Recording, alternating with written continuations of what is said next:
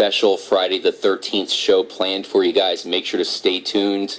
Definitely tune in because we're going to bring up some of the creepiest stories in recent memory and make Friday the 13th special. We actually have a couple Friday the 13th this year, so we'll definitely get into it, that's for sure.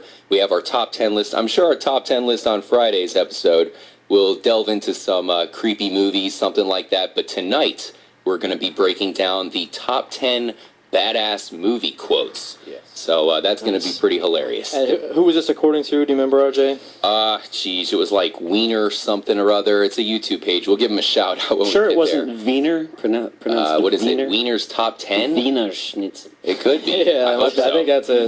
Wiener's Viner. Wiener's top 10 on YouTube. Check it out. All right, this is the first time we've actually watched this, so if it's terrible... we're going to blame this guy. But first, we have to get into our paranormal news, guys. We're going to cap off our story that we touched on in the last episode, the Atom Smasher. It was called the Large Hadron Collider. Now, they shut this thing down for a while. They now are bringing it back. Apparently, it is capable of creating some Big Bang-esque scenarios. They're taking atoms, putting them at max speed, of course, light speed, and sending them into other atoms to try to create some really interesting stuff that could lead us to the discovery of how life came to be. But we had some interesting feedback. Apparently, a lot of people are very interested in this Large Hadron Collider here, Raspo. Who knew? Yeah, a lot of people are trying to recreate what they say exists and what is called the God particle, if it does exist. Basically, they're looking for the thing that holds all matter together, that dark energy, something like that. Yeah, and in order to get the actual atoms up to this speed, they have to do some crazy shit. They actually have to put these things in cycles. They have magnets to make sure they bend perfectly. This is the world's largest piece of machinery. Yeah. It goes across a couple states. It's underground. 27-kilometer long tunnel. And it's underground. Like, this thing is miles underground, dude. I mean... And if you see a picture of it, it almost looks like a kaleidoscope. It's extremely trippy looking, obviously a massive piece of equipment that it takes to do some things that possibly created the universe. Yeah. I mean, what the fuck? This thing's refrigerated at exactly, I think, negative 271 degrees Celsius. Wow. With electric current flow without resistance. So this is definitely something that is really crazy. And the fact is that they're trying to, they have their sights set on dark matter, which is really crazy to think that we as humans would be able to simulate or even create that. Yeah, and we definitely got a lot of feedback, as I said. Apparently, the Hadron Collider also was led to the discovery of the Higgs boson, so that's another discovery, apparently something other than dark matter. This comment said, the God particle isn't what they want to find mainly either. This is a comment by one of our fans of our YouTube channel, Alexander Davidov. He says they want to, it looks like something about graviton. I don't know. We'll move on. This guy doesn't speak good English. We have some guy named Gamers Lens HD. He says, they don't know what they are doing. They're trying to contact something evil. Nothing good will come of it. So that guy certainly is pretty scared. He has a point, RJ. Like last time, I said this could open up parallel universes. Absolutely. Yeah, really well, here's another guy that's defending this. It's Dark Fox Live. He says, this isn't as scary as you may think. Go do your own research and read about what they are trying to accomplish and how they are going about it. These people have devoted their whole life to the project. There really isn't anything to worry about. This is a necessary step to understand the nature of our reality and how everything works. It's not magic or evil. If a black hole is created, it will be so microscopic that it will evaporate in less than a second. Don't worry. Wow, this Dark Fox 5 seems to be backing it up pretty good here.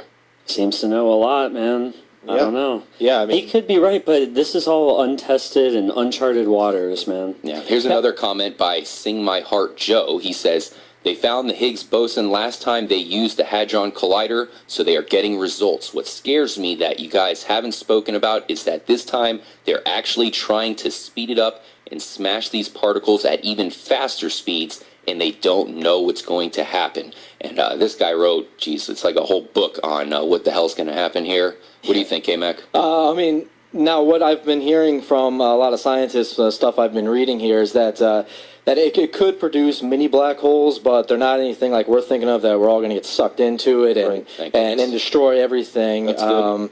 But what do you do with a mini black hole? What is it you can hold in your hand? It'd be pretty kick-ass. It's kind of weird. Keep it in like a fish tank or something. How do you research that to research the bigger, Why would you want to? Damn. Actually, we have one guy, David Mason, who commented, you get light or radiation less often because radiation is stripping of nucleus, so to say. So you get light or radiation when atoms collide. A good example is Aurora Borealis. So he doesn't seem to be too worried about this either. Yeah. And it looks like there might be some good that can come of it if you listen to some of our feedback. Apparently a lot of people are backing it up. Raspo, I know you have some other news kind of in this realm as well. Oh, yeah, man. I mean, excuse me, all this stuff that we're talking about right now that we're discussing, this really all has to do with knowing more about our universe. And recently, recent as February 9th, which was, just a couple days ago? Yeah. So they came out with the new theory now. They're saying that the Big Bang, they don't believe the Big Bang really happened, but instead they came up with another model for the universe where there was no start. It's always been, and it's just an infinite, like a river. We've had this kind of speculation for a while. Yeah, with no real source or end to this river. It's just kind of like an ever-expanding, ever-flowing set of matter and energy. And hard to fathom all this shit. Yeah, for sure. I mean, it's like ants trying to figure out the human world and like how to pay taxes and shit. Yeah. Let's check out some other UFO and paranormal news here today. Looks like a Blimp-like UFO seemed to track. Not too much going on, actually. I'm looking through it. K-Mac, do you have something brought up here? What are you thinking? As far as unsolved stories or unnatural things. Well, I just wanted to ask you about the Large Hadron Collider before we got off that subject. I mean, this is, like I said, possibly creating black holes. Yeah, well, something going along the same side of that. I saw a report today where possibly the Big Bang, there might be scientific proof now that the Big Bang actually really never happened. Uh-oh. So that's something to kind of go with this. Now, I wonder if these two kind of correlate with each other.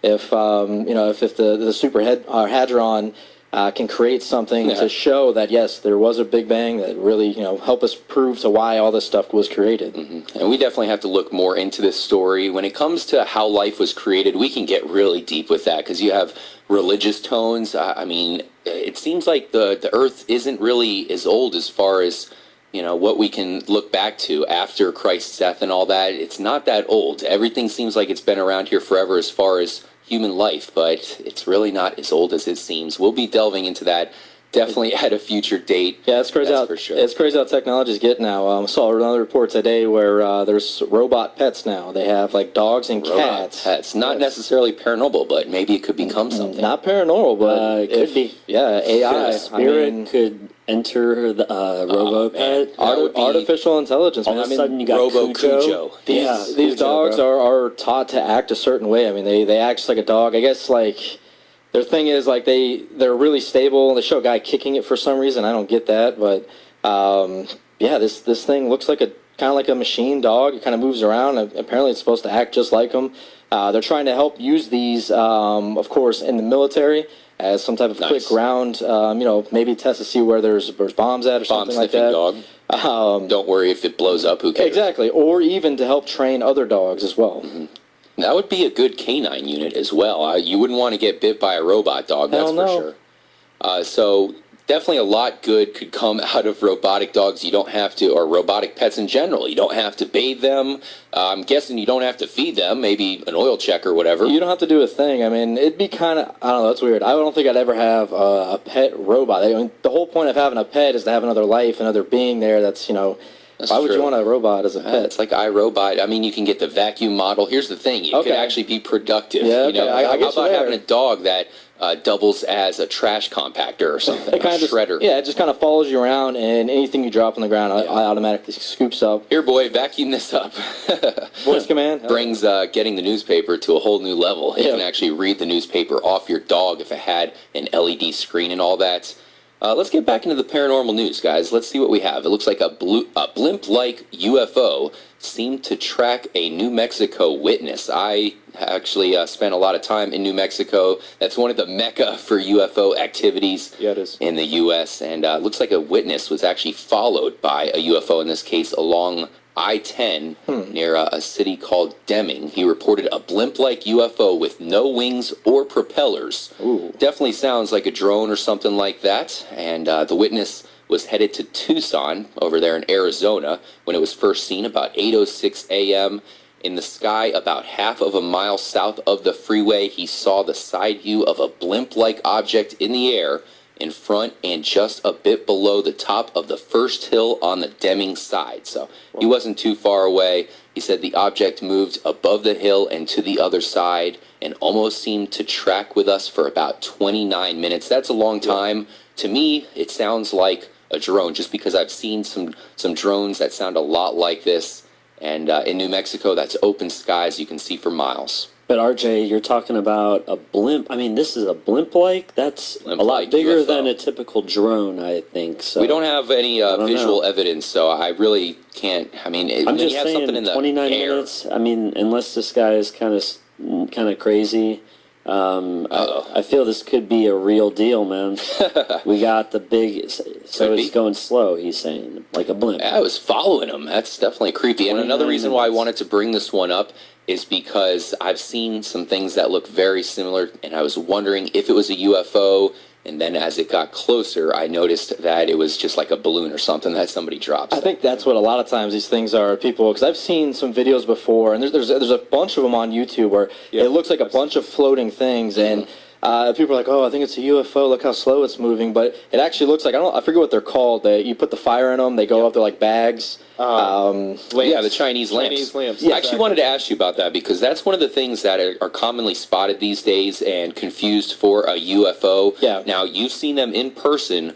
Do you really think they could get that bright seen from that distance? Oh, yeah. I mean, I remember we were talking about on an earlier episode, Matt's Serbian Christmas. We actually had a few of those out there. We were releasing them, and they were going for a while. You could see them long ways, and I guarantee you, anybody the Chinese lanterns. The Chinese lanterns. Are they Remember the UFOs? so much that happened this year. You've seen them. Do you think someone can easily confuse that for a UFO? Are they bright enough? Yeah, I would say so. I'm going to refer back to Electric Forest last year, actually. A bunch of people after the last night and after the Saturday night, too, they lit up and lifted a bunch of Chinese lanterns up in the air. And I looked up at first because I wasn't in the big parking lot area where they were, and I was like wondering what's going on. Is there a UFO? So I would definitely say so. It just kind of depends on the quantity. The more there are, the more trippy and crazy it is, I would say. And the thing is,